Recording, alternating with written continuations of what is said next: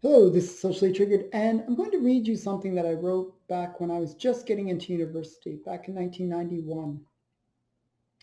And I think about this thing that I wrote way back then when I think about all the political correctness that we experience nowadays. And I think about how I sort of capsulated my feelings about what is currently happening now, many, many years later. This is like 30 years ago almost. Uh, but I sort of saw the writing on the wall back then with the political correctness of that era and how it was destroying things. And I worried that the slippery slope would slide, like, and we would get to the state that we are in now. And so I wrote a little free verse kind of story, um, kind of poem story, and I just want to read it to you because I think about it all the time because so many of the things nowadays remind me of it. It's called Portrait of an Anarchist. I sit comfortably in a well-heated room. If the curtains were drawn, glorious light would sit with me. I live free. The air is unpolluted by the noise of outrage. I am content. Life is good. I look around me and I have all I need: TV, fridge, a desk for writing. I live in a quiet dorm room, free of distraction unless desired.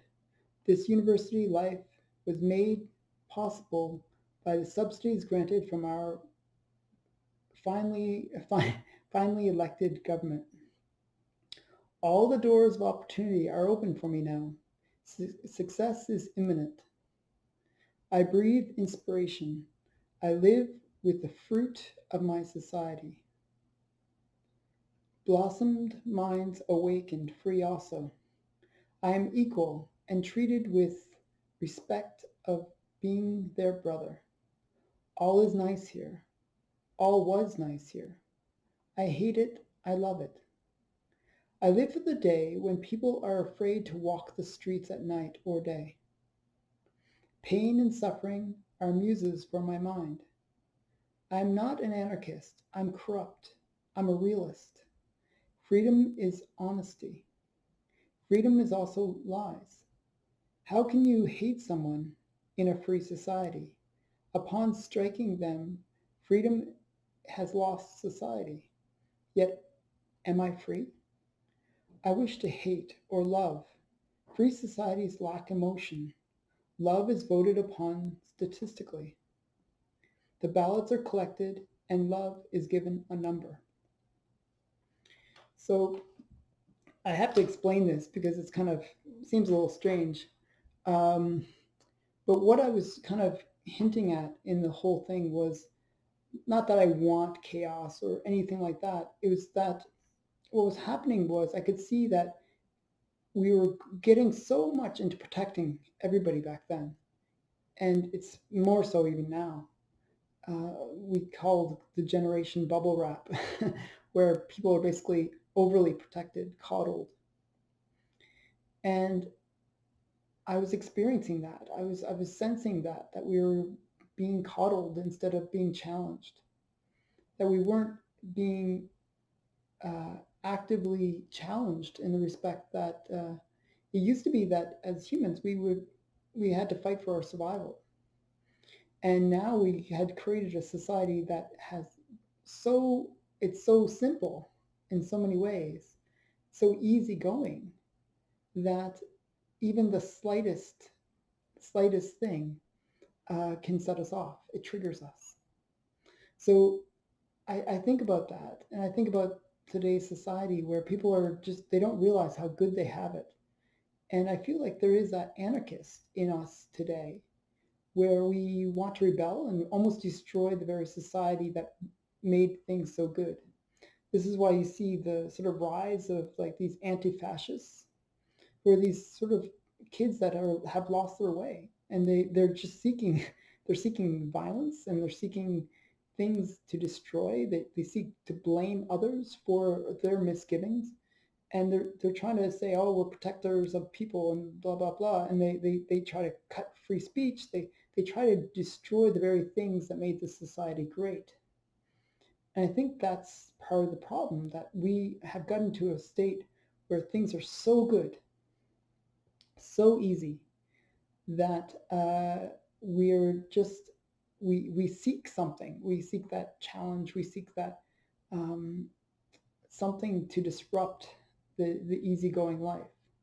We complain about everything as well. It's kind of it's ironic that we complain about the most trivial of things, and yet uh, we are, you know, yet we demand it almost. We want some kind of thing like that. We want some challenge. We want something that gives us a meaning to our lives. If everything's perfect, what's the point? In a way, where do we go? How can we improve things if things are perfect? I'm not saying things are perfect. I know there's lots of problems in the world, but for the most part, we have it pretty easy going here, and that is the whole problem. So I was thinking about what is the cure for social justice, because I see social justice as a real problem in our society, because it's moved to this whole point of censoring and really trying to control people. And I was trying to think of what is the cure for it. And what was the cure when I was young was hard work. What happened was when I graduated, things were tough. It was a bad time, and people needed to work. They didn't have the luxury of sitting around and just doing whatever they wanted. They had to work. If you didn't work, you wouldn't survive. And I had points where I had to just decide whether to eat or pay rent or whatever. I was broke, and I worked hard, and I worked every crazy job. I didn't worry about minimum wage. I just worked whatever I could find. I sold tickets to things. I canvassed. I sold books door to door. I did whatever I could to survive, and it was because I had no choice. And I was so busy working and doing things just to make ends meet that I didn't think about all these kind of silly things that maybe would bother me nowadays. And I think that's maybe what we need nowadays. We need people working. And I think if our economy improves in terms of that part where people are working and they feel motivated to work, maybe we'll find a change in our society where people won't be complaining about racism and sexism and all these things, and they'll just be working. They'll be focused on just surviving and enjoying life within their own sphere and community. Um, so this has just been my thought. I think about it a lot because I see that we need some struggle in our lives, that we need some challenge, and it's just my thought. So I think about this thing that I wrote 30 years ago, and it just makes me think every so often that we're so focused on kind of eliminating all hate that the result is that we're removing all the love from the world too. We're removing all the fun from the world. And I just see that as a very sad thing. So this has been Socially Triggered. Hope you enjoyed my little story that I wrote. Um, it's probably more sentimental to me than anyone else, but hope you enjoyed it anyways.